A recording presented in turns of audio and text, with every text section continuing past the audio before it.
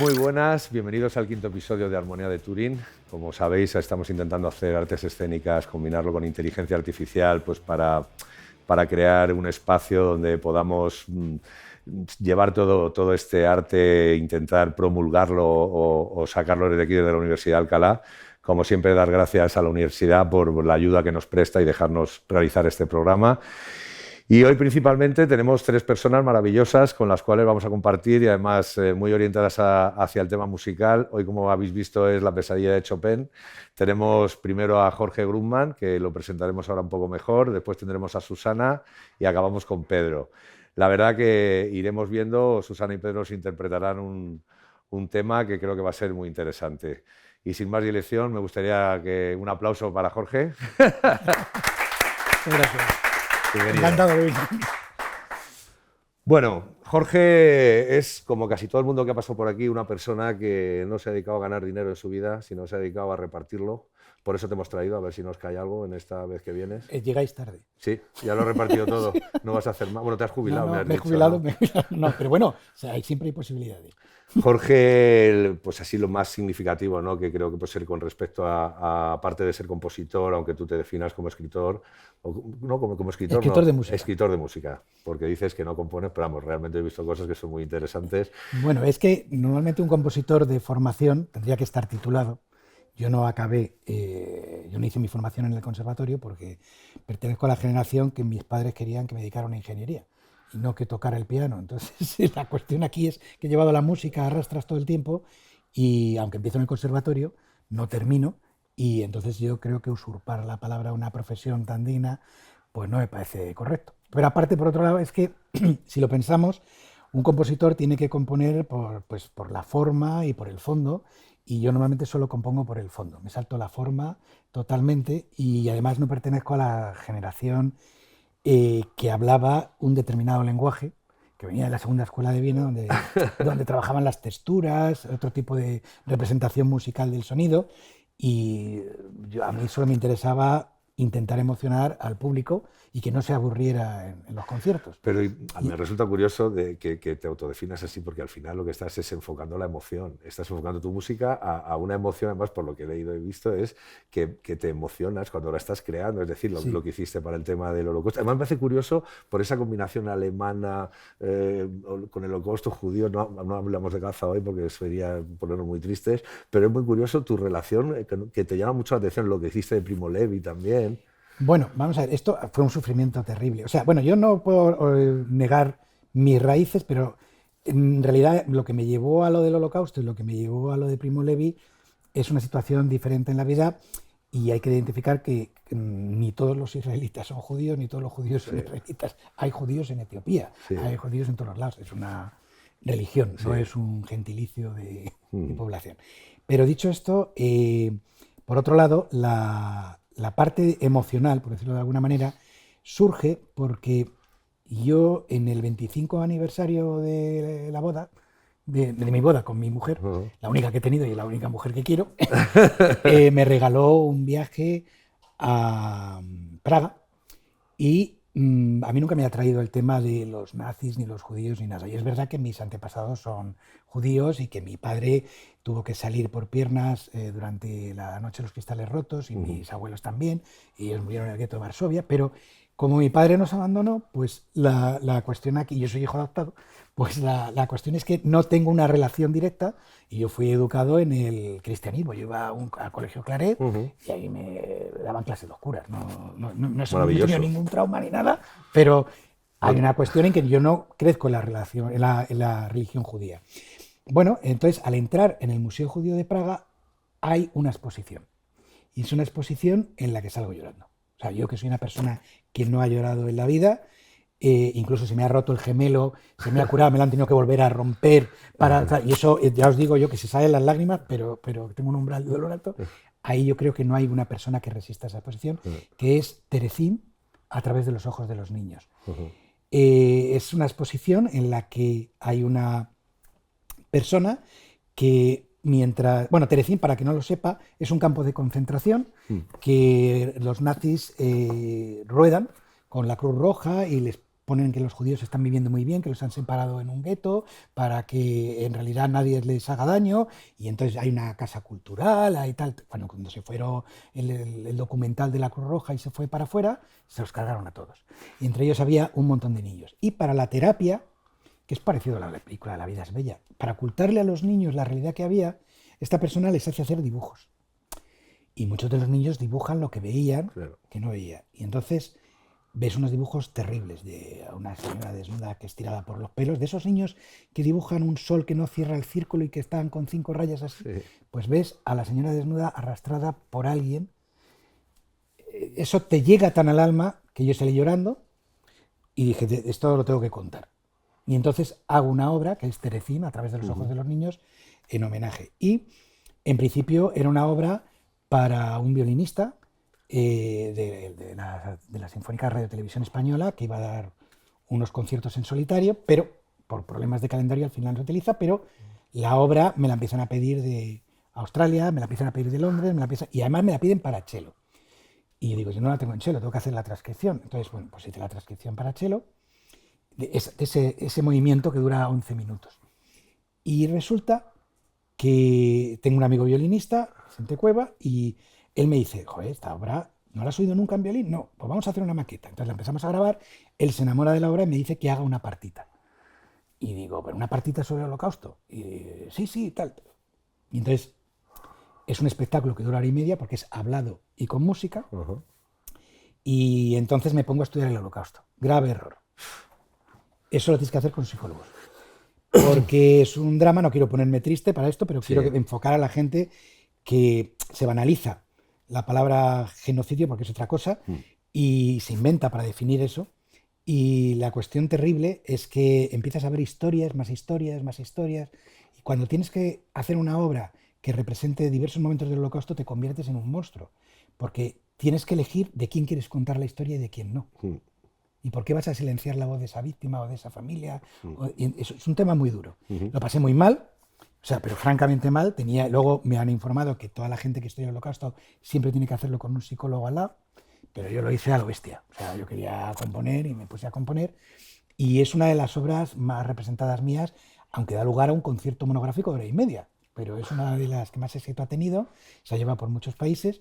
Y a partir de ahí me programan en la Comunidad de Madrid porque es muy barato contratar a un violinista solo, más que contratar a una orquesta, y el director artístico del Festival de Arte Sacro, Pepe Monpeán, se enamora de la obra y me encarga la cantata de Primo Levi.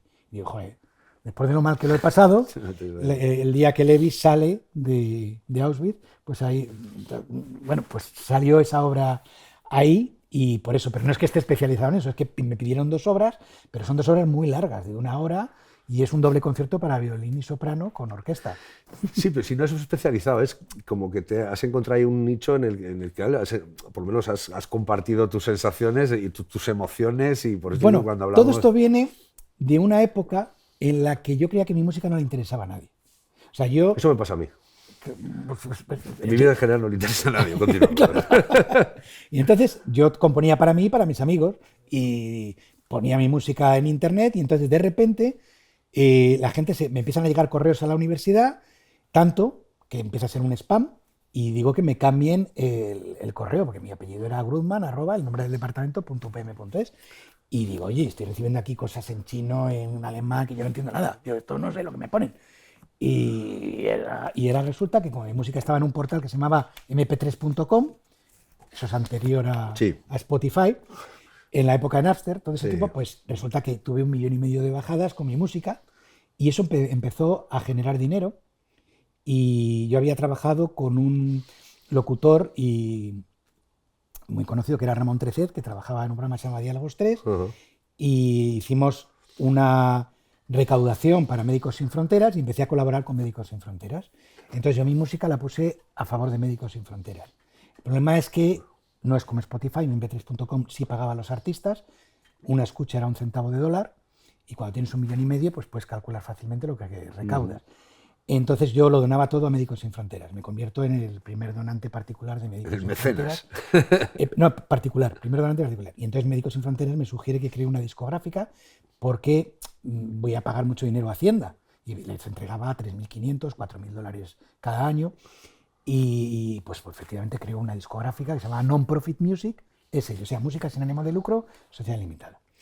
Pero eso sigue generando, y mi música luego decide una compañía de Estados Unidos grabarla y sacarla como disco.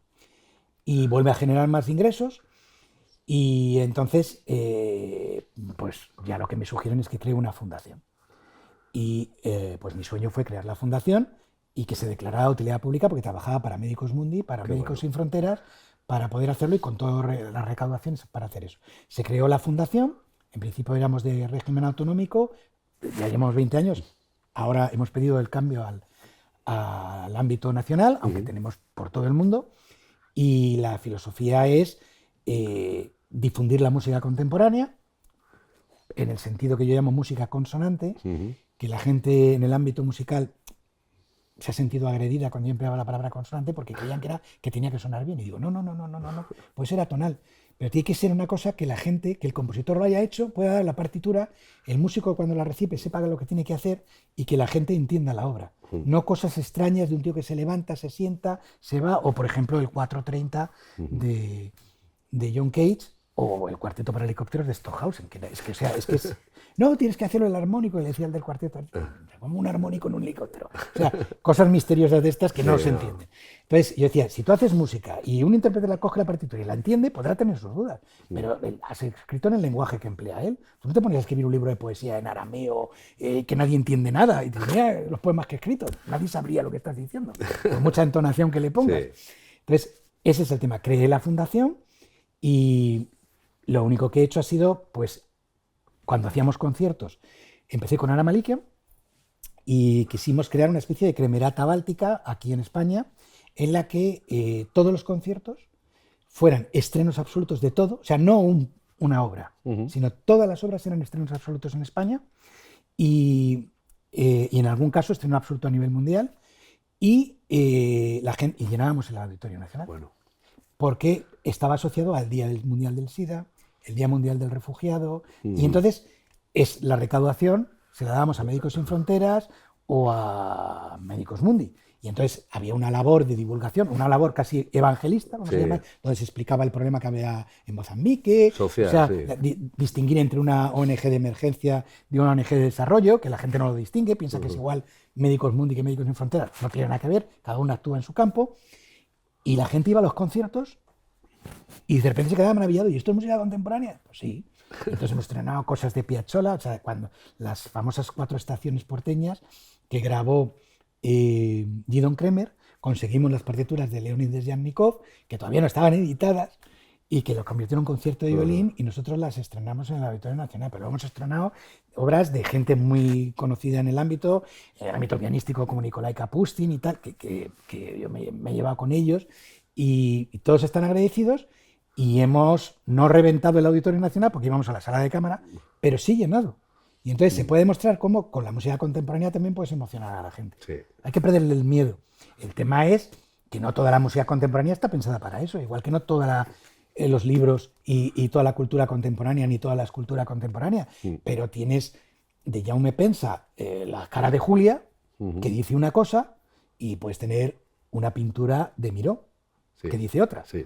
No sé cuál puede emocionar más.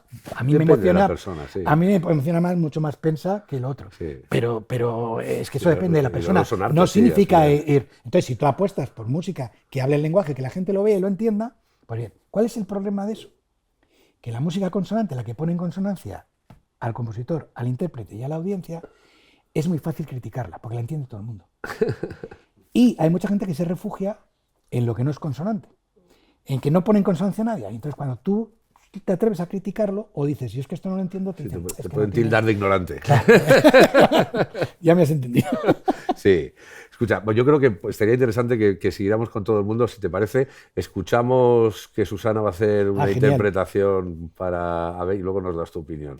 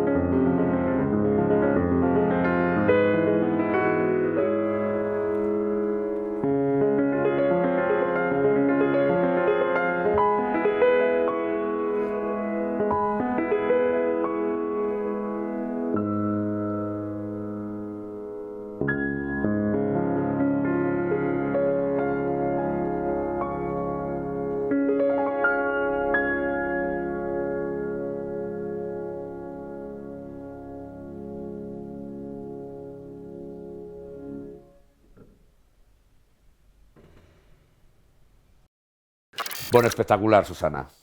Vamos a darle la entrada, por favor. Hola, Increíble. ¿qué tal? Hola. ¿Qué tal? Hola, encantado. Bueno, Menudo regalo. espectacular. ¿La habéis visto las manos en el piano? Era increíble. Parecían que tenía 6 dedos, como la IA. Salían más dedos de los que había. Ya pronto, ¿eh? Bueno, pues muchísimas gracias por venir, Susana, y por compartir con nosotros tu arte. Y luego me gustaría preguntarte, porque los esfuerzos que has hecho, a los 12 años te fuiste, que me comentabas antes fuera de cámara que para ti fue una maravilla, que estabas deseando irte. Pero claro, yo recuerdo que yo tengo críos y con 12 años eres muy jovencito para abandonar tu familia. Cuéntanos tu experiencia y esos esfuerzos para conseguir lo que eres capaz de hacer ahora. Pues sí, siempre el piano ha sido mi vida, ha sido mi refugio, todo ha girado en torno a la música, ¿no? Y con 12 años me acuerdo que fui a visitar a un profesor del Superior de Madrid y me dijo, hay un programa en Inglaterra, en Londres, donde dan clases los sábados. Y yo le dije a mis padres, ay, me quiero ir a este programa, me quiero ir a Londres. Y me dijeron, ¿pero para qué te vas a ir allí? No sé qué. Digo que sí, que necesito. Yo siempre he sido una persona muy curiosa y quería ver un mundo nuevo. Quería ver cómo me expandía musicalmente ese mundo. Y ya con 12 años empecé a estudiar en la Junior Academy of Music allí en Londres. Y al principio viajábamos todos los sábados. Claro, los vuelos no estaban como ahora, ¿eh? Que ahora yo quiero ir a Londres y digo, me dejo. Estaban muy baratos, fue un boom que hubo y costaba como a lo mejor irme a Madrid desde Alcalá, ¿eh? No exagero. Y allí iba todos los sábados, estuve yendo durante 2 años a clases allí, que me encantó porque estaba con gente de todos los países, chavales de mi edad, y me expandió muchísimo a nivel musical, a nivel mental. Y luego ya me fui a un internado de música al estilo Harry Potter, siempre lo digo. Cuando digo internado, la gente dice un internado. Pero a los 14 me fui allí ya a estudiar en un internado de música. Y la experiencia no es duro, o sea, porque tú lo hablas con una alegría, pero joder, yo pienso que con 14 años meterte en un sitio sin tus padres, sin tu familia, sin tu entorno. La música era todo tu entorno, no te hace falta más. Sí, bueno, también teníamos la educación reglada, porque al final yo hice, de ahí salió mucha gente y teníamos la posibilidad de irnos a Oxford a hacer matemáticas si queríamos también. Pero para mí fue una fantasía. Fue como ir al paraíso con gente que era muy similar a mí. Teníamos muchísimas actividades aparte de la música, teatro, baile, deportes, que a mí me encanta. Y no sé, me ayudó muchísimo a encontrarme a mí misma y a encontrar mi propia voz como músico y como persona también. Por ejemplo, me acuerdo el profesor de literatura inglesa que teníamos, que de vez en cuando venía con un loro, vestía así al estilo Shakespeare, era una personaje. Y me acuerdo estar leyendo ahí poesías de Sylvia Plath, descubrir a Conrad, Su corazón de las tinieblas y todo. Y eso me marcó. Incluso yo que venía de una familia, no directamente por mis padres, pero por mis abuelos, muy religiosos, y allí me expandió a nivel filosófico y realmente quien soy yo ahora es gracias a eso, al haber pues fíjate, recomendamos a todos los padres que lleven a sus hijos a los 12 años, porque a mí me daba miedo. Yo tengo un hijo ahora, tengo uno de 13 y otro de 17, y como que soltarlo ahí es más miedo de padres que de hijos. Sí. Pues gracias por tu recomendación. Me gustaría también introducir a Pedro y ya empezamos el debate, si te os parece. Vale. Pedro, bueno, el hombre de los 1000 apellidos musicales. Muchísimas gracias, Pedro, por venir. A ti. Ay, bueno, cuéntanos de ti, casi todo el mundo sabe todo ya. Yo soy de Vallecas y iba a la colonia Sandy cuando... ¿Qué queda de Vallecas en ti? Bueno, yo me crié en Rivas, en realidad, pero bueno, la educación que yo he recibido más allá de lo musical, creo que desde lo humano, desde lo humanista, que creo que eso es lo que también fomentaron los barrios como Vallecas, de tanta gente que vino de las aldeas y de los pueblos, de todas las esquinas de este país, a los barrios periféricos a construirse una nueva vida, familias muy humildes como la mía, familias pobres que vivían 5 hermanos en la misma habitación y claro, esa formación, ya no la musical y la poética que se daba, en este caso en las parroquias de Vallecas, yo hablo de lo humano, ¿no? Yo creo que esa formación humana pues cala. Cuando uno nace en una casa así, pues es muy difícil tomar distancia de ciertos valores que a uno le acompañan el resto de su vida. Sí, no, y luego además, si una vecina no tenía algo o tenía un problema, el resto de vecinos les cubría las necesidades. Yo ahora donde vivo no conozco a mis vecinos. Sí, y en aquella época tú venía un vecino, te miraba con un ojo así y te ponías a su servicio porque si no, como si lo dijera tu madre, estabas preparado. Entonces, el modelo de Vallecas que se vivía allí de lealtad, de respeto, era muy interesante. Yo creo que ese es el triunfo del capitalismo como único modelo económico que nos ha quedado en el planeta, creo que ese es el gran triunfo, ¿no? Individualizar a la sociedad y que ya no tengamos esa capacidad de ponernos en la piel del otro, ni siquiera con la persona que vive enfrente, para tejer algo de un poquito de red colectiva, de red comunitaria y de red de cuidados. Yo creo que ese es el gran triunfo, o esa es la gran pérdida que hemos tenido, ¿no? Uno de ellos, humanísticamente hablando. Los trabajadores capitalistas, yo creo que es otro de los que han conseguido. Que alguien que sea un trabajador se considere capitalista es también un triunfo interesante. Claro, y que es verdad, y que los pobres defendamos ideas que en realidad no nos pertenecen porque no reman a nuestro favor, eso también Claro, es, creo que el gran triunfo ideológico de este siglo. Sí, claro. pues lo han hecho muy bien. Vamos a intentar revertirlo. Bueno, estamos aquí para hablar. A mí me gustaría que nos comentaras esa locura tuya de la última del piano que... Pues yo cuando estudiaba musicología, una de las cosas que me llama la atención es que muchos de los que son licenciados en Historia y Ciencias de la Música no son músicos. Y entonces yo decía, bueno, transcribes música antigua, te enfrentas a partituras, tenían sus problemas, pero no sabían lo que estaba escrito. Y entonces decía, bueno, claro, la gente puede decir, ¿pero es normal o no es normal? Bueno, si te vas a especializar en la vida y obra de un compositor, o te vas a especializar en la música folk de un determinado país, o en la fabricación de instrumentos musicales, o analizar los vestigios a través de la iconografía de los instrumentos musicales que había, cómo se tocaba, pues efectivamente igual no te hace falta saber música. Pero si vas a estudiar la obra y la vida de un compositor, y vas a estudiar qué se hacía y qué no se hacía, hay muchísimas cosas en las partituras. De hecho, que yo sepa, se puede ser músico sin que exista la musicología, pero la musicología no puede existir sin que seas músico. Entonces es una situación un tanto como compleja.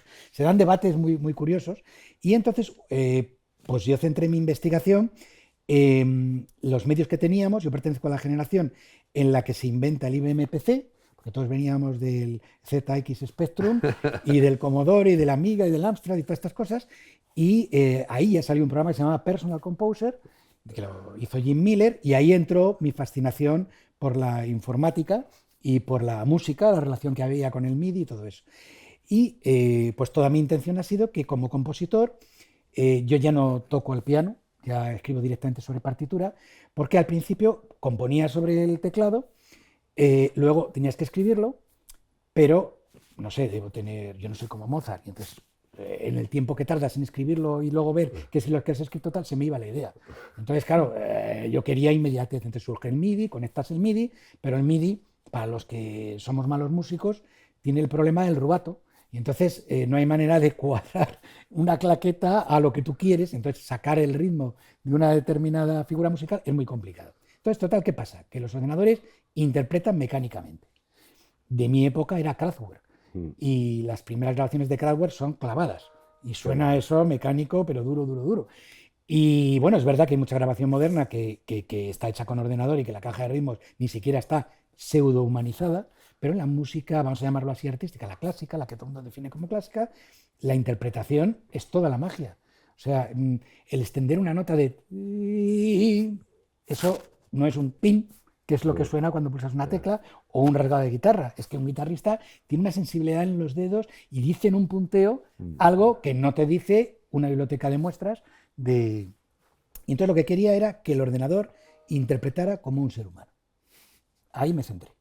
Entonces, ¿cómo conseguir que un ordenador interprete como un ser humano para que mis amigos musicólogos, cuando escanearan una partitura, que eso ya está inventado, supieran cómo suena una determinada música que acaban de escanear, pero sonando más o menos artísticamente y no como lo hacen los editores de partituras. Descubro el subtempo, que es un tempo que hay después del tempo, por debajo, que tiene que ver con lo que está escrito y con lo que se va a tocar, y yo analizo la imperfección humana en vez de la perfección. Mientras que todos los aprendizajes profundos se centran en múltiples grabaciones y en copiar determinados modelos que ya están hechos y en generarte el modelo más parecido a lo que tú quieres hacer, para mí es mucho más fácil. Es un algoritmo que yo lo único que tengo que modelar es lo que no hace bien un músico, que es mucho menos. Todos los grandes músicos lo que hacen es tocar bien, pero hacen cosas que están mal y ahí es donde está la magia. Qué bueno. Entonces esa es la idea de lo que he hecho. Y efectivamente hemos grabado ahora las variaciones Goldberg, modeladas según Glenn Gould, uno de los grandes pilares de las grabaciones de las variaciones de Johann Sebastian Bach, y lo hemos imitado y nos ha dado un poco de miedo porque el resultado es muy difícil distinguirlo de la labor de lo que ha hecho un intérprete o no. Pero no se trata de quitar puestos de trabajo, abre unas posibilidades, pero ya hablaremos de eso. Sí, bueno. Esto genera puestos de trabajo. Es complicado, sí. Hay muchas posibilidades, la de que pague impuestos, la de que... ¿Qué opináis vosotros sobre estos temas? Hombre, yo creo que si es para ayudar, como ha dicho, a la musicología, puede ser muy interesante. Como intérpretes hay algo que está claro y es que somos los humanos, tenemos una energía y cuando estás en un escenario al final, lo que hablabas de las imperfecciones, que para mí también son las perfecciones, Sí. pero entiendo a qué te refieres, es como... tienes un silencio, por ejemplo, el silencio es sonido, como bien decía Beethoven. Estás respirando y depende de la energía que te llegue del público, de cómo están sintiendo ellos ese silencio nunca va a ser igual en ningún concierto. Va a durar una milésima más, una milésima menos. Ese rubato va a cambiar porque a lo mejor tú en ese día te has roto el corazón o a la persona que está ahí sentada está súper feliz o deprimido y se crea una conexión energética que hace que en ese momento vaya a cambiar la cosa. Y eso es algo que siempre se va a conseguir cuando estás tocando con un humano o cuando tienes a un humano en el público.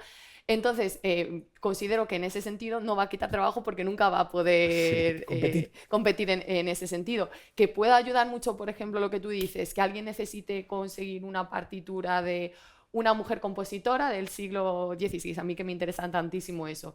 Yo es verdad que como sé leer música, me da la partitura y la puedo interpretar en mi mente, pero en el caso de todos estos musicólogos que has hablado que no pueden interpretarla, me parece que es súper interesante y que puede ayudar como herramienta mucho. Sí, como comentaba él, incluso para hacer interpretaciones de violín con piano, tú ajustas la IA en este caso para... Sí, porque cada vez que lo interpreta el algoritmo, lo hace diferente. O sea, no es lo mismo mecánicamente, no. Tú le das y te genera otra interpretación, como haría un ser humano. Sí, lo que pasa que hay algo que las máquinas aún no han conseguido hacer, que es emocionarnos. O sea, las máquinas nos facilitan... En la música, por lo menos a mí no. No sé si a ti te emociona una máquina haciendo música. Yo no he llorado jamás escuchando una música que haya hecho una IA. Y he llorado tantas veces escuchando música interpretada por los seres humanos. Yo creo que la tecnología tiene abre un montón de puertas, ¿no? Tiene un montón de senderos posibles y creo que el de emocionarnos como lo hace la música no es uno de ellos. Y ahí el tiempo nos dará o nos quitará la razón. Yo tengo clarísimo que si algo va a sobrevivir a todo esto que se nos viene encima, que no sabemos lo que es, aún no estamos preparados, es verdad, porque esto va muy rápido, ¿eh? La inteligencia artificial aprende muy rápido. Y si algo va a sobrevivir es la música. Y la música tocada, porque si yo enciendo aquí ahora mismo un fogón y cojo la guitarra y toco una canción, es posible que los dos nos emocionemos haciendo eso. Y eso es algo que la inteligencia artificial no va a conseguir hacer, creo, nunca, ¿no? El tiempo nos dará o nos quitará la razón. Yo te digo mi opinión, con todo. A ver, ¿dónde está el truco o la tristeza? Me voy un poquito atrás. Yo hay alumnos que por las noches hablan con ChatGPT o con el LLM de turno, con Copilot, con Gemini, con el que sea. Entonces, han integrado el guarda el histórico y lo que está haciendo, ellos están integrando una amistad con un ente tecnológico. ¿Qué ocurre? Si este chaval se va a la playa, este ente sabe darle la interpretación de la música que quiere.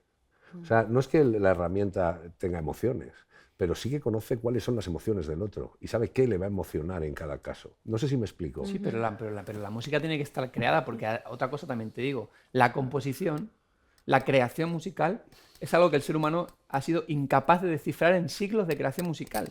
La música es antiquísima y la composición musical es algo que existe de siempre. El ser humano aún no ha conseguido dar con las claves para entender qué es lo que sucede en nuestro cerebro cuando nosotros nos inspiramos y canalizamos algo que está sucediendo a nuestro alrededor para generar una obra musical, en mi caso una canción, ¿no? con una poesía y con una música. Si el ser humano, con años y años de investigación, ha sido incapaz de descifrar qué es eso, que es algo casi místico, casi divino, ¿no? O sea, qué composición musical, que la IA compone, y compone así, ¿eh? Y te dices, compónme una canción, una cumbia a 125 bits por minuto que hable sobre... Bueno, y lo hace inmediatamente, claro. Sí, lo hace como si yo también lo... O sea, yo qué sé, yo cuando era un niño de 10 años te podía hacer lo mismo, ¿sabes lo que te quiero decir? En ese sentido, a nivel de lo que el resultado final... Entonces, claro, ahí es donde yo digo, ahí es donde no nos va a alcanzar. Eso es lo que yo digo. Eso es lo que yo defiendo. Que te elija, pero esa música la tiene que crear alguien. Y si te la crea la IA, es muy difícil que te emocione. Yo me gustaría pensar como tú, pero discrepo mínimamente. Pero... Yo estoy bastante de acuerdo con lo que él dice. Es decir, a ver, lo que pasa es que si la utilizas en primer plano la IA, yo creo que no está madura, para competir con un ser humano. Por supuesto. Pero si la metes en un grupo de pop y haces que haga los ritmos de percusión, lo que te va a emocionar es la voz del cantante, el resto de los músicos, y nadie va a prestar atención, pero está ahí. Y ahí ya se crea un vínculo, vamos a llamarlo así, que no era el que todo el mundo quería. Ahora, cuando compone la IA, todavía yo no he visto, y estoy con Pedro, en que haya llegado a un nivel de madurez más allá del tío que coge la guitarra por vez primera y rasga el tan, tan, tan, tan, tan de Deep Purple. Sí, no, ahí Xavi va O sea, a más que yo. no... Pero incluso un batería en un grupo para mí es súper importante, que acabas de decir, bueno, la IA se puede poner e interactuar con los otros músicos, pero para mí ese batería que a lo mejor dices, está ahí de fondo, no, para mí es el que puede cambiar una canción también, el que puede llevar el ritmo. Entonces la IA al final va a ser interactuar con un ordenador. Pero en diferentes tipos de música. Claro, sí. Claro, Y más allá de la IA, las secuencias, que es algo que cada vez está más de moda y que cada vez hay menos conciertos en la música de nuestro país, en todo el mundo, en donde no haya música previamente grabada que está siendo reproducida a la vez que los músicos tocan, o ya sin músicos, como he visto a tantos cantantes de éxito. Yo qué sé, a mí, igual que te hablo siempre desde mi perspectiva, a mí personalmente, yo cuando veo un concierto, yo oigo pura secuencia, estoy viendo un acordeón y no le estoy viendo a nadie tocándolo, pues me llevo un chasco, digo, pues qué pena, porque ahí podía haber un acordeonista tocando, ¿sabes? Y sonaría mucho mejor. Te pongo un ejemplo, yo directamente grabo los discos sin claqueta. Yo hace 3 discos que grabamos todos en el estudio y ni siquiera tenemos un clic. Yo ya cuando voy a un concierto y escucho y hay un metrónomo, yo lo escucho. Obviamente cuando tú estás poniendo un metrónomo, es como si tú estás poniendo un reloj para que nos entendamos y todos están tocando a la vez en ese reloj. Yo solo escucho desde el público. Cuando los músicos no tienen claqueta y tocan según cómo respiran entre ellos, porque la música es un lenguaje, no nos olvidemos de esto, y para tocarlo todos juntos tenemos que ponernos de acuerdo. Entonces, eso lo escuchas y a mí eso, a mí yo creo que generalmente a todo el mundo le emociona y le hace bailar de otra manera. O sea, todo lo que empecemos a encapsular de esa manera lo va a llevar a otro terreno. A mí personalmente creo que es un terreno muchísimo menos emocionante que la música respirada. Totalmente de acuerdo, sí. Cuando yo hablo de que el asunto es que la herramienta te conoce muy bien, o conoce el entorno. Es decir, para tú ir a un concierto tuyo tienes que hacer un desplazamiento, sacar una entrada, cruzar una tal, y entonces ya llevas una predisposición, y si estás haciéndolo es porque te gusta, o vas a un concierto, o vas a ver tocar a ti el piano. A donde yo lo que a mí me asusta o me perturba mínimamente es, primero, que cada vez vamos a hacerlo menos. ¿Por qué? Porque es más complejo, pero el asunto es que si tú tienes tu herramienta puesta en tu móvil y estás caminando por la playa, en ese día, como tú bien decías, se te han roto el corazón, la IA sabe exactamente qué tiene que ponerte, e incluso, perdonadme, no sabría si es qué componer, pero sí qué es lo que a ti te va a emocionar hasta un nivel muy elevado, porque conoce todas tus fortalezas y debilidades y sabe tocar la tecla. No sé si me explico. Pero eso está bien, porque entonces a lo mejor te descubre una banda Eso y luego la vas a ver tocar en vivo a los 3 meses. Sí, pero sí, ojalá, eso es lo que te quiero decir. O sea, que yo no creo que esté reñido. O sea, lo que tú estás explicando, yo no creo que esté reñido, ¿no? Bueno, creo que aquí hay un salto generacional, porque la gente se desnuda mucho en las redes sociales. Y si se desnuda ante la IA, pues efectivamente aprende de ti, o las redes sociales, pues el Instagram, te pones a ver puertas, de repente te empiezan a venir reels de puertas, que es todo lo que viene, o lo que sea, ese tipo de cosas. Y entonces dices, pues es muy entretenido porque me gusta ver puertas. Vale, pues lo pasas fenomenal y pierdes el tiempo viendo puertas. Pero dicho esto, el desnudar tu alma o el entregarte a mí, eso sí me entristece, a una máquina, cuando podría haber 28.000 seres humanos con los que compartieras actividades, tristezas, alegrías. Jorge, tú y yo los chavales nuevos me perturba que hay más aislamiento, partiendo de ese capitalismo del que hablabas al principio. Y entonces hay gente que por la noche tiene sus históricos y habla con su LLM y son ya amigos. Es decir, todas las noches pasa su rato. A mí es lo perturbador. Y esa película ya la hemos visto, ¿no? Que te enamoras de la máquina. Esa película, quiero decir que eso va a pasar. Sobre todo porque además, cuanto más nos aislemos y más nos adentremos en nuestros teléfonos y en nuestras inteligencias artificiales, más nos va a costar generar herramientas para aprender a socializar, que es algo que todos, da igual la generación, hemos tenido 13 años y nos hemos enfrentado a una persona que nos gusta, a decirle X o Y, pues a todos nos ha latido el corazón muy rápido y hemos tardado meses a lo mejor en verbalizarlo. Cada vez va a ir a más, inevitablemente. Inventaron Tinder para evitarlo. Y luego ahora ya ni Tinder. Ahora ya te buscan el modelo para que quedes con alguien. O sea, entonces dices, no puede ser esto. O sea, me produce tristeza porque cuando hay un desengaño amoroso, mis hijas, tengo 3 hijas y 2 nietos, y pues bueno, se han llevado algún desengaño porque tú amoroso. jamás has tenido un desengaño amoroso, por No, supuesto. no, sigo con mi mujer.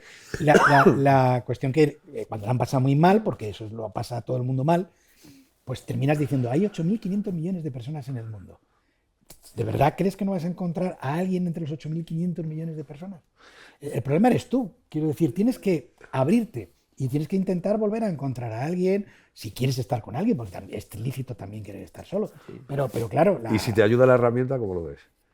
Pues si al final das con alguien que te entiende y tal, es como si te enseña un libro que te empieza a gustar, como lo que ha dicho Pedro, pues igual encuentras la música y te descubre una banda. Pues bien, pues lo disfrutas, pero que sea eso la única interacción humana, es que entonces, pues nada, en una cápsula y a vivir comiendo macarrones, porque como...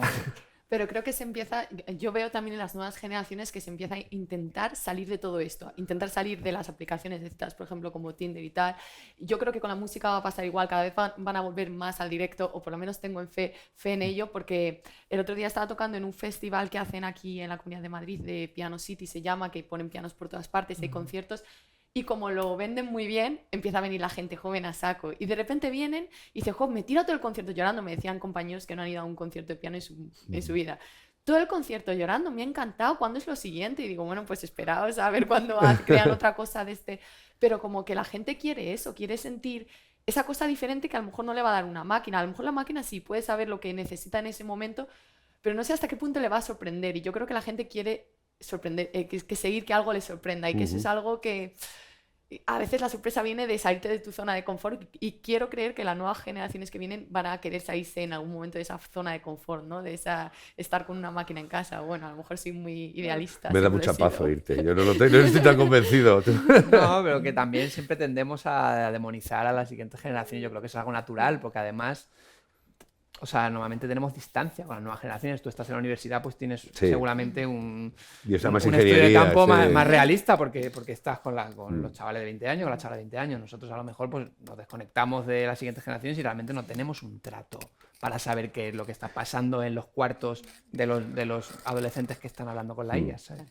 No, a ver, si Séneca ya lo decía, que esta juventud, o sea, la juventud es juventud. Y la juventud tiene una serie de herramientas a su alrededor y las va a utilizar. Y como comentábamos antes, pues ellos van a naturalizar esas herramientas. O sea, ahora estamos con el tema de los LLMs para utilizarlos en la universidad, ¿no? Los tienes que integrar como se integró la calculadora y hay que integrarlos en las vidas. El asunto es, como tú bien decías, esto va muy rápido. Y ahora el CEO de DeepMind, que es una empresa que nace con el aprendizaje profundo, que es un poco la base de todos estos LLMs, le he estado leyendo y es todavía más pesimista que yo. Es decir, el Suleimán. Entonces, es que ahora viene una ola gigantesca, la cual... vamos a ver cómo la toreamos. Los gandules, que es un grupo que supongo no sé si conoceréis, estaba aquí y decía el de los gandules, dice, hostia, es que yo lo estoy probando. Y dice, hazme esto con esta letra, y si lo hace muy bien. Y es una herramienta gratuita. O sea, que realmente no estamos poniendo muchísima potencia. Es decir, la potencia que viene, yo sí creo que va a ser muy importante. Que evidentemente lo que tú me dices, tú y yo lo juntamos con una vara en medio, yo no quiero tener ahí una IA. Y por desgracia soy heterosexual, si está una mujer, mucho mejor, ¿sabes? Entonces, pero sí que es verdad que te va modulando el comportamiento, o esa es mi opinión, ¿sabes? Y se puede... No, que yo iba a decir que el otro día hice la prueba de meter una poesía, por ejemplo, con la poesía, que a mí que me encanta. Y dije, vale, hazme una poesía al estilo Pizarnik, surrealista o con mezcla de Baudelaire. Y me hizo una poesía que de primeras la leías y decías, si no la pensabas, la leías y decías... Luego te ponías a pensar y había algo, pero que me imagino que a lo mejor esto lo irán puliendo, que no conectaba. Estaba hablando de la nieve, de la soledad de la nieve, y había algo que a nivel humano no terminaba de conectar con mi cabeza. Yo estoy leyendo a Pizarnik con lo complicada que puede ser de entender en ocasiones y que quiere cortarse las venas o lo que sea en ese momento, se siente enjaulada en su propia vida y de alguna forma, aunque yo no me sienta así en ese momento, estoy conectando a nivel emocional. Sin embargo, con una poesía que de primeras estéticamente e incluso el uso de las palabras, el uso de las metáforas puede ser impresionante y puede ser que digas de primeras, oh sí, es el estilo, es como Pizarnik, de repente no conecta. Entonces creo que ese factor es muy interesante, es muy importante y que es lo que diferencia, o quiero creer que es a lo que la gente no va a tener Sí. y que lo va a buscar de otra forma, no sé. Sí, o sea, y ese es el reto de la IA, a ver si realmente consigue llegar hasta ese lugar, pero yo imagino que no, porque, y sobre todo en el lenguaje poético. O sea, la poesía no es matemática. Puede tener métrica, las palabras obviamente se ordenan de una manera, o sea, tú puedes meterle toda la ciencia que quieras, pero la poesía se escapa de eso. La poesía es lo que rompe, lo que se cuela por esa grieta, porque la poesía es algo que nos emociona desde un lugar inexplicable. A ver, yo quisiera añadir una cuestión aquí, y es que cuando pones un caldo de cultivo te crecen las bacterias. La pandemia ha hecho mucho daño. A mí me pasó en la universidad, en el laboratorio, una cosa que voy a contar que creo que es el caldo de cultivo de lo que está pasando con la IA y el aislamiento. En un momento determinado, en tercer año, porque estaba dando ingeniería de audio, pues teníamos que cambiar una clase que coincidía con un examen de laboratorio, y tengo a los alumnos de la clase de laboratorio y estamos ya pues en la 7ª práctica, 7 semanas de clase. Y entonces digo, bueno, pues si tenéis un examen, a mí no me importa venir otro día a daros la clase, pero tenemos que estar todos de acuerdo, porque no puede haber nada, o sea, no vamos a dar la clase, porque tenemos que estar todos, vale. Y digo, bueno, venga, pues llamaros y me decís, es que yo no tengo el teléfono de este, es que yo no tengo el teléfono de este. Llevaban 7 semanas y además estaban en clase, no se conocían. Y me quedé sorprendido. Esto es la primera generación que va a clase después de la pandemia. Estamos hablando del año 22. Y les obligué a crearse un chat de WhatsApp y a que y entonces me di cuenta de que esta gente no había pasado por los años de universidad, de cafetería, de quedar bus. con la gente, de bus, bueno, de ese tipo de cosas. Y esa gente había crecido en un aislamiento. Y entonces este problema es que igual han encontrado en la IA, en ese modelo de lenguaje natural, igual han encontrado alguien que les entiende, que es mentira, son ellos mismos. Pero bueno. Sí, tal y como yo lo entiendo, sí que es verdad. A mí la pandemia yo no tengo un recuerdo especialmente lesivo, porque para mí es un periodo de vida muy corto. Al que le pilla entre 16 y 18 años o 16 y 20, sí.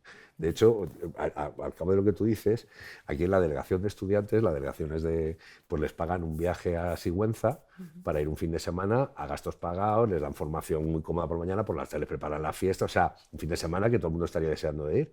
Y a los chavales que se habían metido delegación, les decían, oye, el fin de semana no, yo es que los fines de semana me quedo en casa a descansar. Un chaval con 19 años. Entonces, en fin. Sí que es verdad, pero yo creo que ese gap ha sido realmente esa ola que viene a todo. Ahora mismo cualquier empresa, estamos digitalizando, y es una curva que tenemos la computación, tenemos con el aprendizaje profundo, este deep learning, son capaces a base de capas de cebolla, reproducir la forma del cerebro, y ojalá tengáis razón. O sea, yo daría una mano porque tengáis razón, pero yo creo que sí que lo va a conseguir. En todo lo demás es bastante probable. De hecho, es lógico, pero claro, que si una IA no puede reproducir una obra de teatro. O por lo menos el sentimiento de ese Porque directo. no, pero es que la obra de teatro es en directo, Claro, que la van a hacer unos eso. robots. ¿Cómo interpretas una obra de teatro con una IA? ¿Cómo lo haces? Sí, no, por supuesto. Pero quiero decir, todo aquello que sea relacional a la interacción entre un humano, la interacción entre dos humanos. Pero es que el arte es la propuesta de algunos aspectos del arte, ¿no? Entre ellos la música. La música lo que propone es un concierto. Un concierto es un ritual, como se hacía en las tribus, o como se sigue haciendo en las tribus, pero en vez de ser la tribu, la familia alrededor del fuego, es un escenario con unas pedazos de peas y 15.000 o 60.000 personas, como los conciertos que están haciendo ahora, porque además creo que, no sé, yo no recuerdo artistas que vendan 10 estadios de fútbol en España nunca. Eso pasa ahora, nos guste más o nos guste menos quien los llena.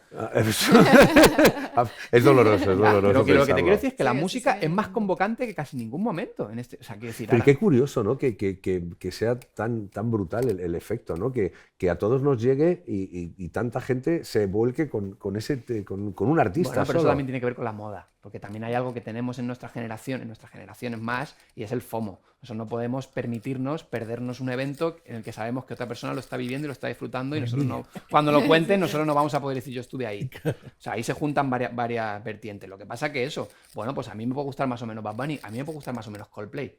Pero Coldplay viene, toca 6 veces en el estadio y te vende 360.000 entradas. Bad Bunny te vende 600.000 entradas. O sea, es un porcentaje de este país muy grande, Yeah. ¿sabes? Como para pensar en que la música está viviendo un momento de flaqueza. No, todo lo contrario. Otra cosa es que los géneros musicales, algunos géneros musicales, tengan menos apoyo mediático y por lo tanto... Pero es más Eso una es el apoyo experiencia, ¿no? mediático, Sí, eso pero es más sí, una sí, sí, experiencia que una literalmente. música, porque los festivales igual. Yo creo que es un entorno en el cual a lo mejor ahí sí que buscas esa compañía que no encuentras en tu clase, Pero, no por lo sé. ejemplo, hablando de la clásica, ¿no? Esa a veces entre jóvenes gran olvidada. Pero en este ciclo del fin de semana pasado que hicieron conciertos de piano clásico, también había neoclásico, había con electrónica, electroacústica, pero bueno, los de clásico, como digo yo, estaban en un auditorio. Todos los auditorios se llenaron. O sea, yo toqué en mi concierto, pero el de mis compañeros igual sold out en 2 días. ¿Por qué? Porque de repente los medios se metieron ahí. Claro. O sea que eso me da fe y sé que no va a desaparecer porque de repente, en cuanto los medios se meten, en cuanto hacen una sensación de yo tengo que ir a esto, la gente va y repite. Yo llevo tocando en este festival 4 años, cada vez se llena más, cada vez la gente, toda la gente del año pasado suele repetir. Es increíble. Entonces eso me da mucha fe. Es como... Yo lo único que puedo criticar, y ahí me van a dar de tortas, es a los medios de comunicación, porque banalizan una sociedad que no es la que existe realmente fuera. Es decir, ¿cuántos programas musicales hay en los que se hable de música, o en los que emitan música en directo, o en los que se hable con el artista, se haga música? Por ejemplo, lo que habéis hecho aquí hoy en día. Pues resulta que si se pueden contar con los dedos de una mano, Sí. puede ser Y manco. te sobran dedos. Te sobran, claro, ese es el tema. Y la cuestión es que los medios de comunicación, los audiovisuales, muchos de ellos, en la época famosa de Teddy Bautista, que se hizo, que luego ha salido inocente de todo, se inventan lo de la rueda y empiezan a cubrir su cuota musical a las horas que nadie escucha música. Pero fijaros un detalle, el cine español ha experimentado un crecimiento y la literatura española también. ¿Y por qué? Pues porque hay una cosa que se llaman cuotas, que resulta que en Alemania tienen la programación de música alemana, en Alemania es un 40%, en Francia también tienen, pero en España no existe una cuota de programación de artistas españoles, o de intérpretes españoles, o de compositores españoles, y menos todavía en el mundo de la clásica. Y sin embargo se lo pones al cine en bandeja y le dices, no, si Televisión Española emite una película, un porcentaje de ellas tiene que ser española y tiene que invertir parte de su ingreso en la creación española. Pues eso no existe a nivel musical. Aquí no existe.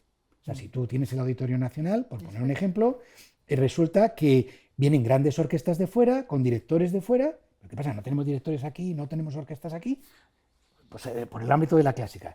Pero es que me voy más lejos con el flamenco, o me voy más lejos también con el jazz. O sea, todo tiene su público y cada vez hay más público. Entonces, es lo que dice Pedro. O sea, ¿quién iba a pensar que la gente podía llenar el Palacio de los Deportes un día? Pues eso era un sueño increíble.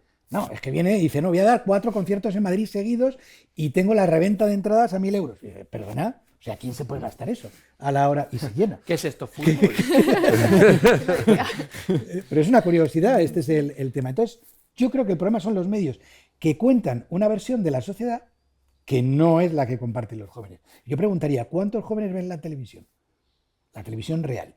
No, se ve muy poco. Ha pasado, no sé si eran 9 horas, 8 horas, y ahora están en horas de 35 minutos Claro. al día. Yo no tengo tele. Pues como no le representa, se buscan su manera de ver o de escuchar la radio. También, yo recuerdo en mi época era fundamental la radio como medio de comunicación de la música. Te decía qué artistas había nuevos, cuáles no, a quién seguir. Había unos determinados locutores que te enfocaban hacia un tipo de música y te hacían unas listas de tal.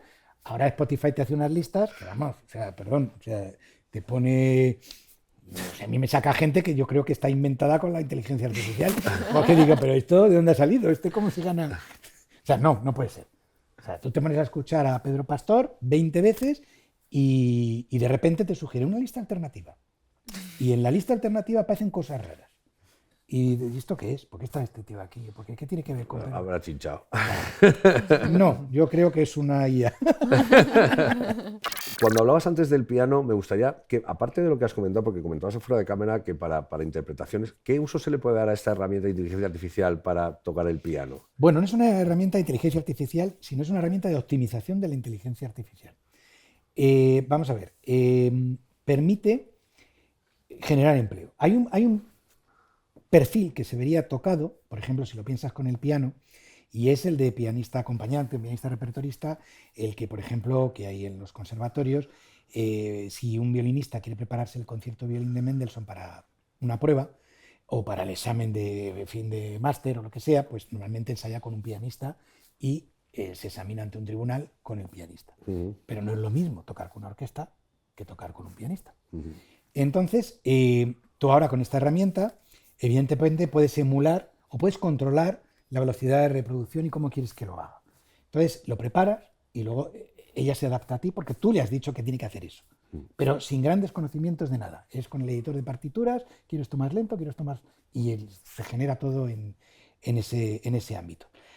Llevado a la realidad, puede democratizar la ópera. ¿Por qué? Porque cuando hemos hecho experimentos con coros y con música orquestal, el grado es todavía mayor y entonces, por ejemplo, en Valdemorillo, por ponerte un pueblo, o en Sotillo de Ladrada, nunca se puede interpretar una ópera porque ni está el sitio ni nada. Pero sin embargo, te puedes llevar a los cantantes y de repente tener esa música enlatada que se genera un poquito, todavía no llegamos al tiempo real, un poquito antes, y cada vez que interpreten no va a sonar igual, no va a ser lo mismo, pero tienes a los cantantes.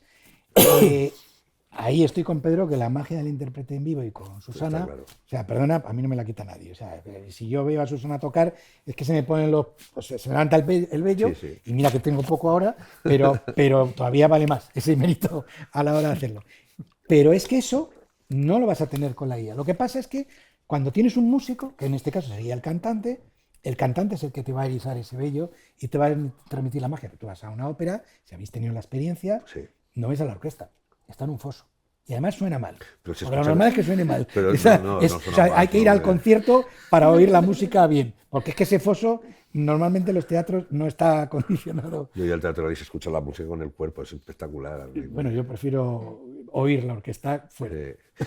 Has repetido varias veces el tema de la pérdida de trabajos. A mí, yo, por ejemplo, como decía Robinson, a mí la parte del trabajo que no me gusta, yo creo que los cuatro tenemos suerte y lo que hacemos nos complace o nos llena, pero no es lo habitual.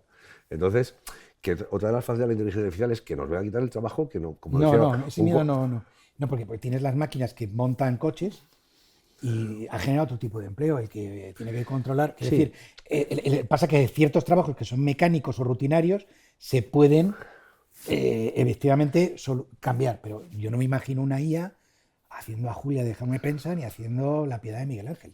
A no ser que repita el mismo modelo que ya ha aprendido y te hace 27... Sí, no voy ahí. Lo que voy es que habría muchos trabajos que estaría muy bien que los hiciera la IA y ese señor pues le dieran una renta básica o le dieran algo que le... O sea, lo que me estoy pidiendo es un poco más allá. Yo soy profesor de universidad, a mí me gusta dar clase, disfruto de lo que hago, pero examinar, tutorizar, hay ciertas cosas que a lo mejor si me lo pudiera hacer una máquina sería mucho más cómodo. O sea, y de hecho a lo que vamos, yo estoy viendo en mi labor, evidentemente, lo que tú hablas de esa empatía, yo veo al chaval cómo está, pero si yo tengo 50, 60 chavales por clase, una herramienta de inteligencia artificial, viendo lo que hace ese chaval, vas a ver mucho más qué darle o qué no darle, o cómo motivarle, o cómo hacer.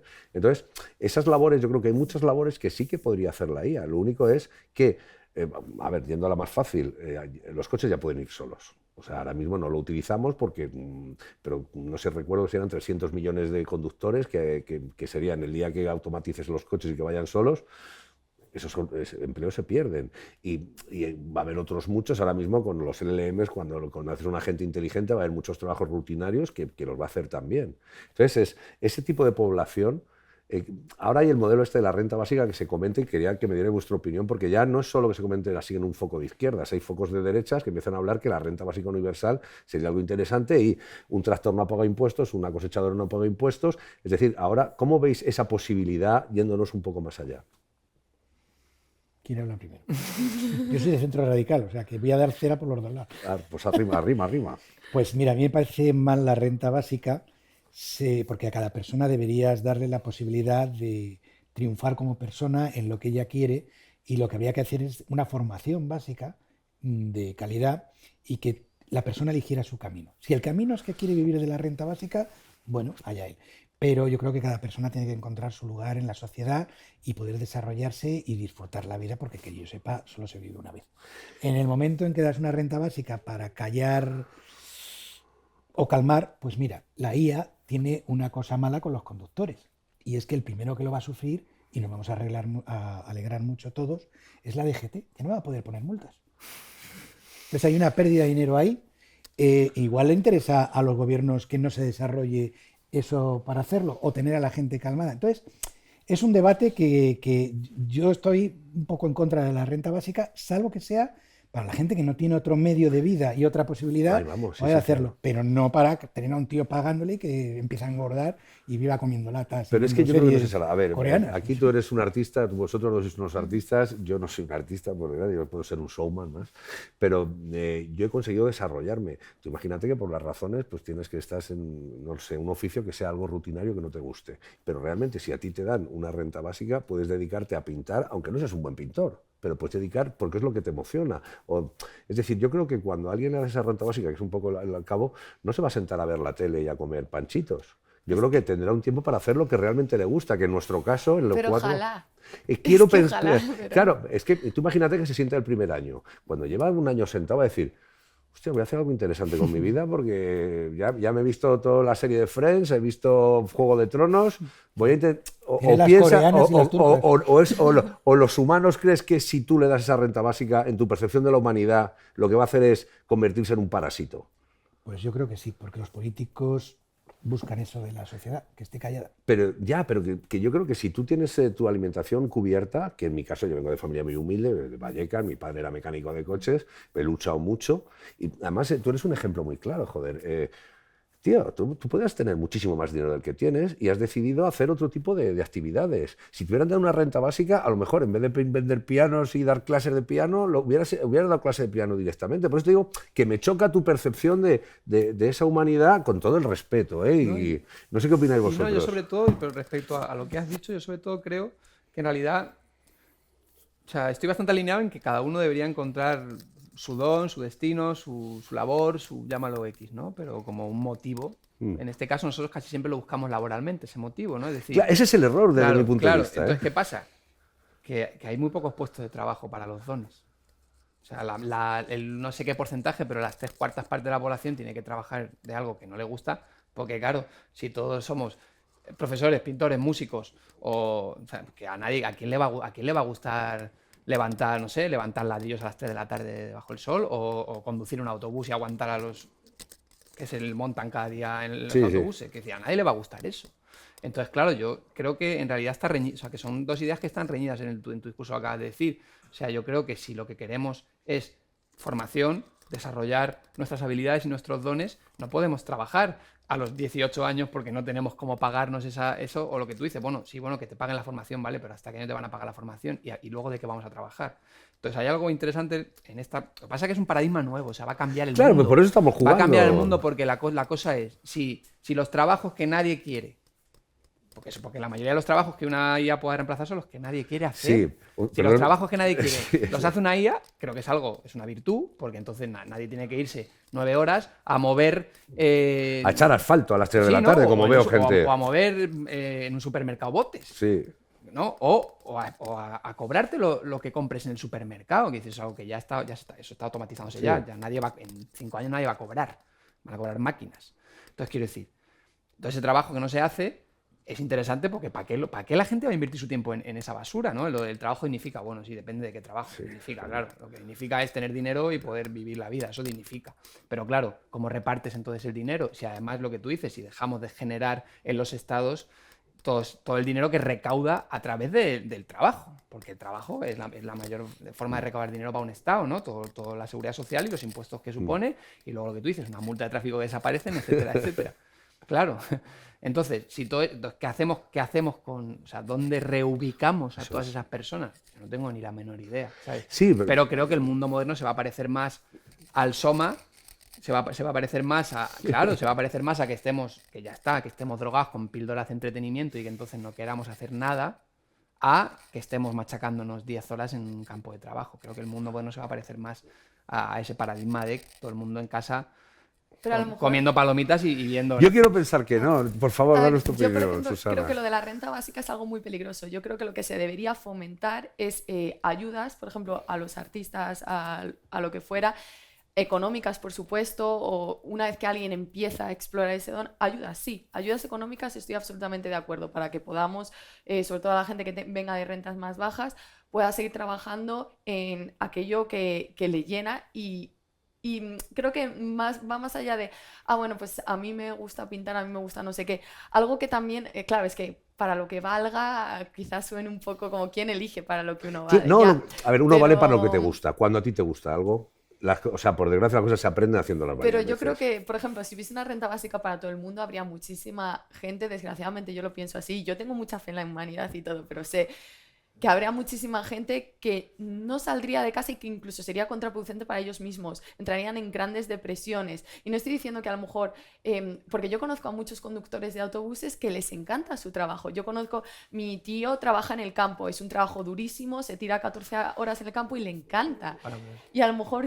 No, No, a quiero él decir le que, que es encanta. otra cosa, ¿no? Y seguramente Claro. haya conductores de autobuses que les guste, pero bueno, ya los conductores de Pero autobuses seguro que a lo no- mejor le gusta un par de les horas, no gusta 8. conducir Ya, autobuses. bueno, no sé. Y yo, vamos, yo conozco conductores de autobuses, A lo yo mejor qué yo sé. he hablado con la única persona que le gusta. En mi barrio la peña es conductora de Pero- autobús, Bueno, ¿sabes? sí, sí. Es así. Pero una pregunta, No si sé. la renta básica lo que trata es, en principio, de que nadie caiga en la pobreza, vamos a llamarlo Eso así. es.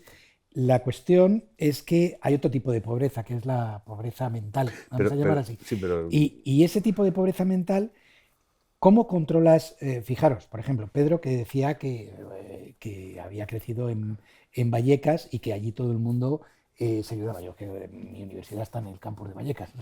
te voy mucho. Bueno, ahí no hay pobreza, ahí hay una riqueza.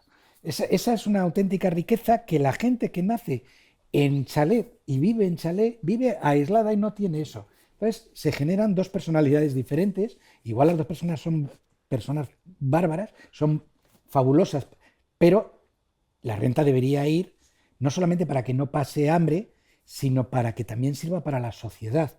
Y a mí lo que me da la impresión es que en este mundo que estamos creando, de lo que se trata, vuelvo a insistir, es encallar a la sociedad. O sea, entender el pan y circus que había antes en la época, para que la gente no proteste y se sienta. Pero hay determinados trabajos que hay que seguir haciendo, hay que seguir investigando, hay que seguir generando nuevas cosas. O sea, en el mismo piano, hay que fabricar nuevos pianos, hay que intentar que suenen mejor, que se desafinen menos, nuevas guitarras, nuevas músicas, es decir, en todo. O sea, es como ha crecido la humanidad. Y termino. No nos olvidemos de una cosa. Ha habido 5 extinciones masivas. Si no lo hacemos bien, vamos a encontrar la sexta. Pero a lo mejor le haríamos un favor al planeta. ¿Eh? Bueno, el planeta nos ha puesto aquí porque parece ser que los dinosaurios no se llevaban bien con él. Pero nosotros no. Con otra Igual llegamos perspectiva. ahí. Hablaba el otro día con un compañero que cuando es el final de una era, como la era, y entonces es como que estamos nosotros al final de una era, porque el trampismo, lo que está ocurriendo en la cosa esta de Argentina del Milei, con todo mi respeto, lo han votado en los sitios. No sé si conocéis el caso de Cambridge Analytica, que moduló elecciones diferentes. Entonces, es todo como muy perturbador dentro del funcionamiento de las cosas. Es decir, Yo pregunto, ¿tú crees que es peor Milei que Pinochet? el problema no es que Pero- sea pero- peor. Claro, entonces es las que opciones- hay mucha diferencia ¿Qué es entre la Milei y sociedad? Pinochet. No. ¿Qué pregunta es esa? No la entiendo. Es que eso Sí, es que quiero ese- decir que no, tener no, una pero- dictadura pero- que sí, pero no, a machaca- Pinochet no le votaron. No. Claro, eso es lo que quiero decir. Vale, o sea, Es- que es mejor una democracia con un presidente o con un equipo Es que de es lo que gobierno elige que no la nos gente. guste o una dictadura. Siempre una democracia con un equipo de gobierno que no nos guste. Claro, a eso es a lo pero que que me no sea refería. quiero decir que la democracia, que sí, bueno, pues todos vivimos en democracia, vale. En eso estamos de acuerdo. ¿Qué pasa?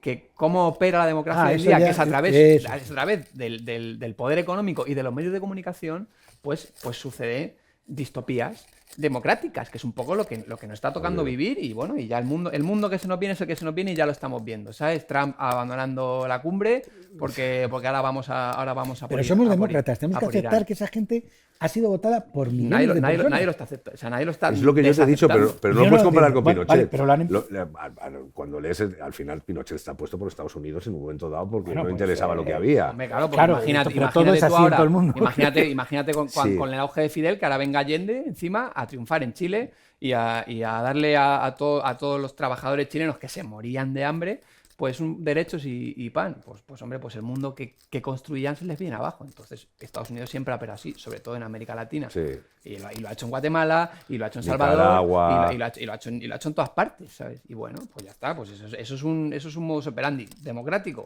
Obviamente no es democrático, que votamos cada 4 años un presidente, o cada 5, dependiendo del país, lo hacemos. Bueno, nos dan esa ilusión. Estamos de acuerdo por eso. Nos dan esa ilusión de que votamos. Me ha gustado la distopía democrática. Sí, pero al final...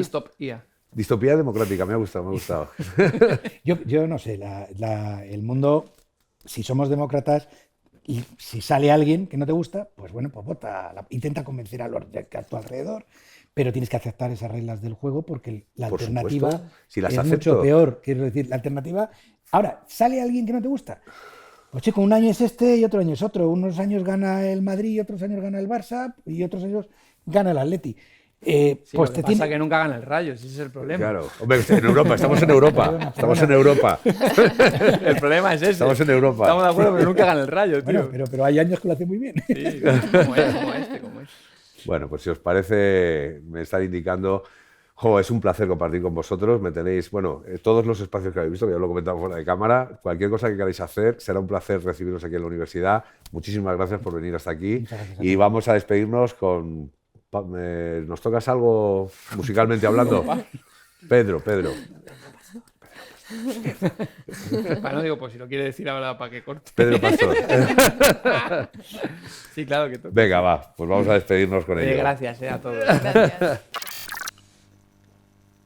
Los olvidados, los que retumban en la memoria, los perseguidos, de anochecida en mitad del cerro, los exiliados, los que jamás volvieron a ver correr a sus hijos.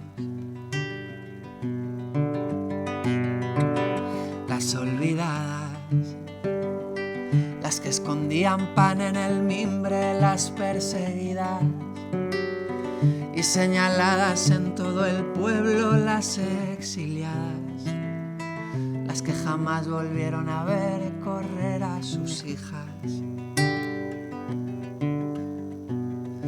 No olvidaré, para que haya servido de algo tanto desvelo, para que no se pierda el poema bajo el sombrero.